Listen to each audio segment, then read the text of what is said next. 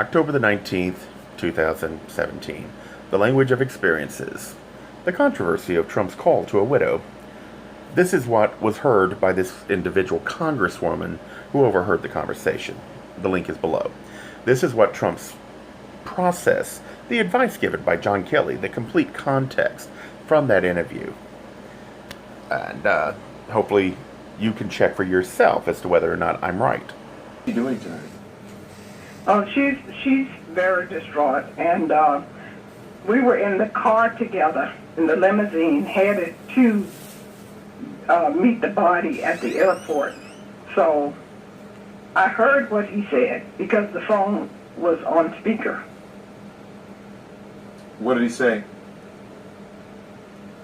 Well, basically he said, well, I guess he knew what he signed up for, but I guess it still hurts.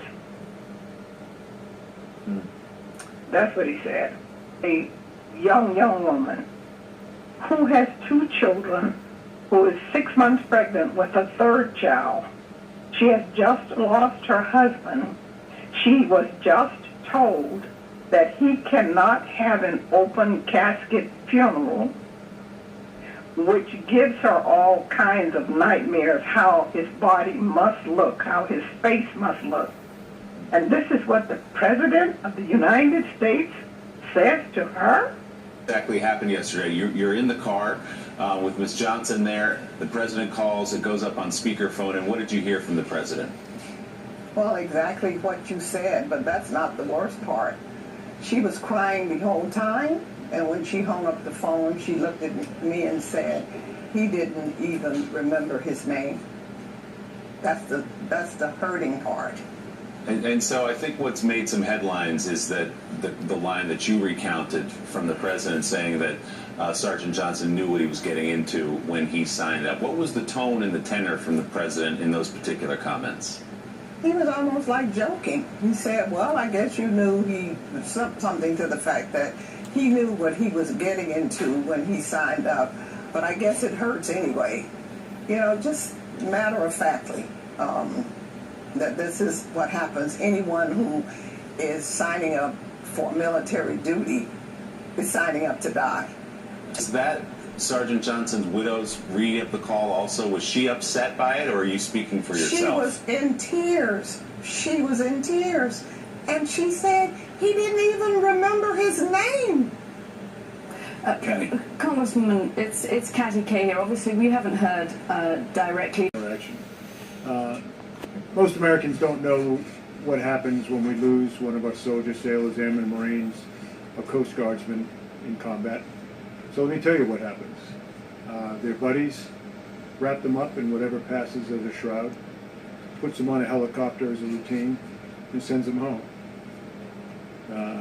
Their first stop along the way is when they're packed in ice, typically at the airhead, and then they're flown to usually Europe, where they're then packed in ice again and flown to Dover Air Force Base, where Dover takes care of the remains, embalms them, meticulously dresses them in their uniform with the medals that they've earned, the emblems of their service, and then puts them on another airplane linked up with a casualty officer, escort, that takes them home. So that's the process. While that's happening, a casualty officer typically goes to the home very early in the morning and waits for the first lights to come on. And then he knocks on the door. Typically the mom and dad will answer, the wife. And if there is a wife, this is happening in 2 different places. If the parents are divorced, 3 different places.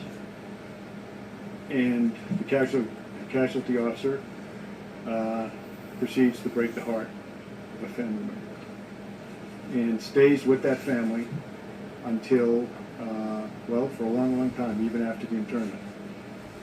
So that's what happens. Who are these young men and women? They are the best 1% this country produces. Most of you, as Americans, don't know them.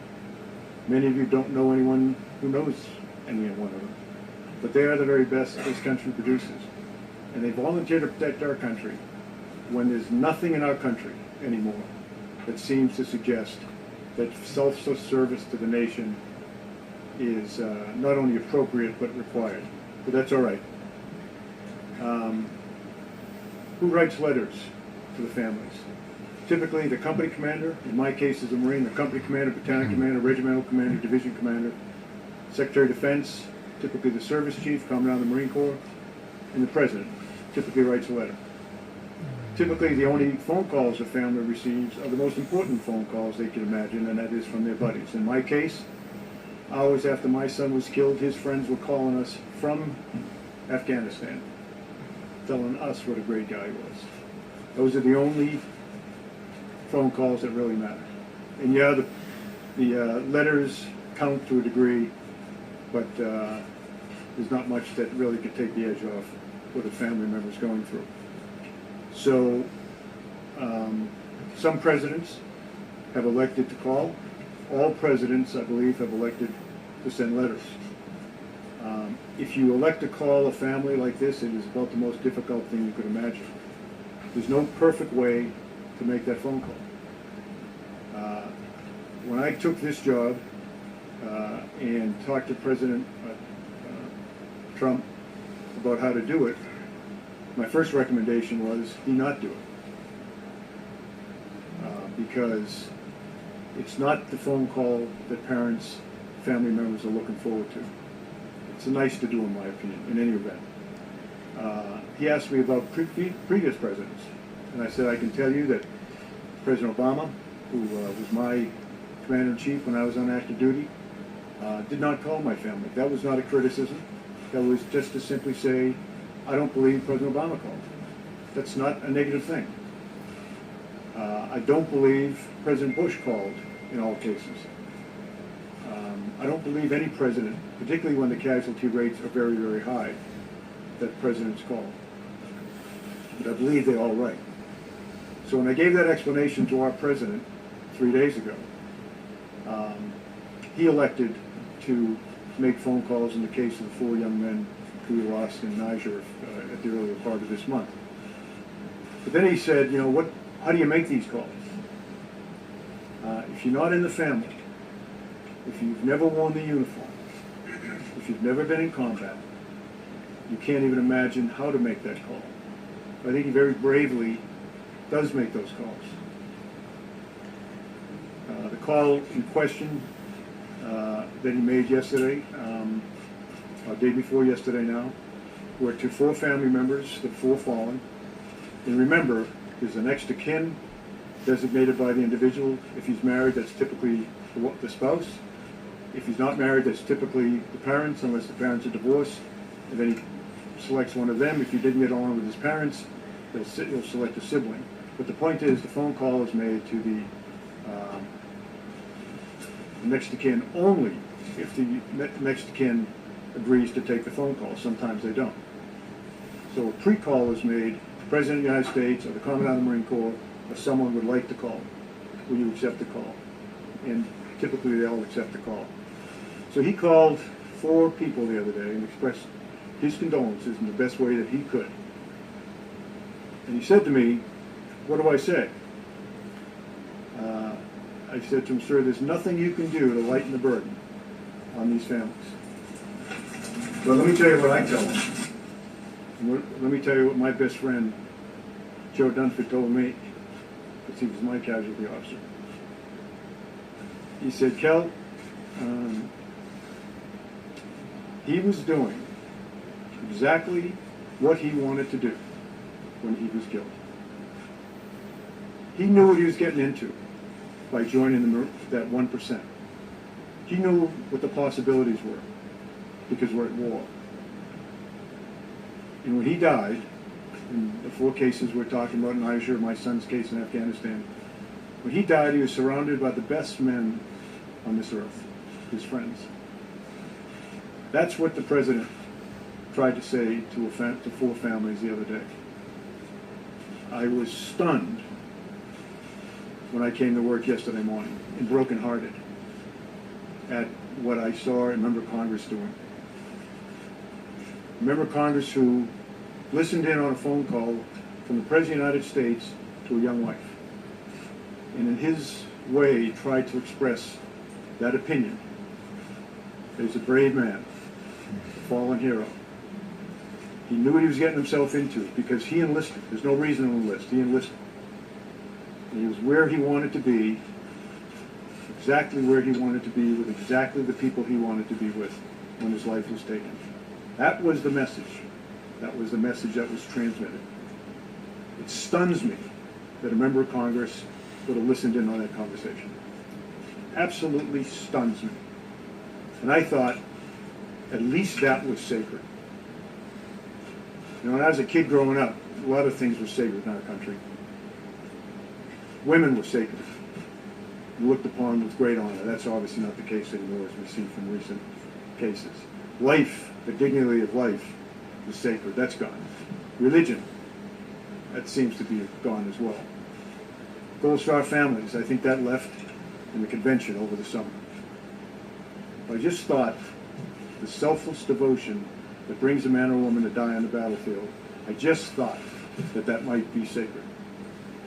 And when I listened to this woman and what she was saying and what she was doing on TV, the only thing I could do to collect my thoughts was to go and walk among the finest men and women on this earth. And you can always find them because they're in Arlington National Cemetery. Went over there for an hour and a half. Walked among the stones, some of whom I put there because they were doing what I told them to do when they were killed.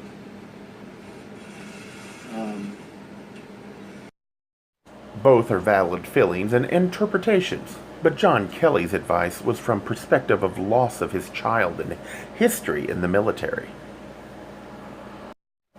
The mother that heard Trump's call was grieving, and some don't care to hear some platitudes. In this case, she had next to her a congresswoman that also was looking for any sign of a gotcha moment.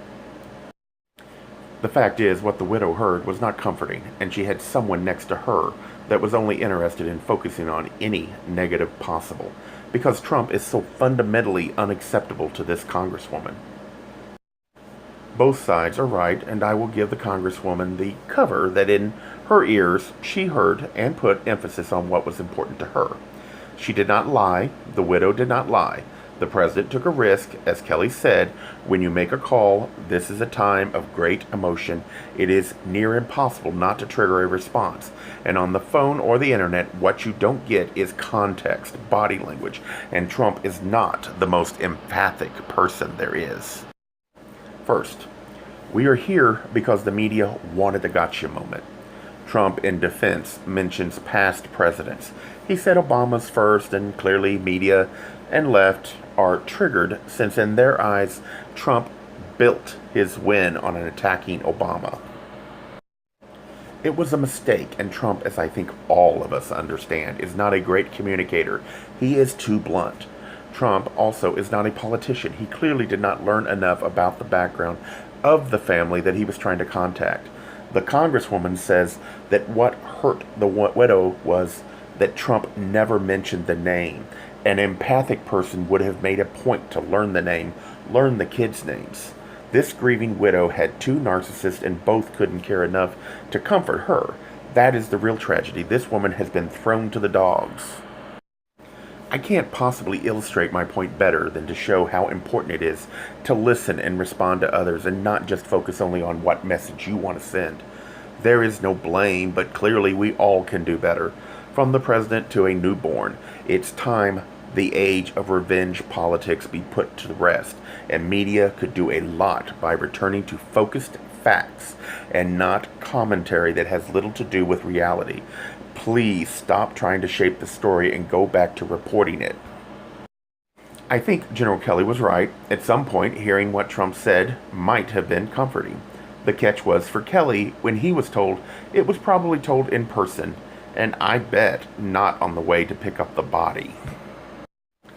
Trump did fail. The congresswoman failed. Kelly, however, rose high today, and it seems that the congresswoman, feeling stung by Kelly's showcasing her hypocrisy to the world in such devastating call in emotional way, is understandable. She and Trump are narcissists. Few narcissists like being called out when someone gets mad at their callous disregard for other feelings. Both make great anti-role models. Seems about all we have nowadays. What we all should try to remember is we don't want to be like either of them. There are few real role models out there. But Kelly certainly showcased a lot of class, something we haven't seen in front of a microphone for 3 decades. I respect that far more than anybody else that I have seen either in this administration, Washington, or the media in the last 2 years.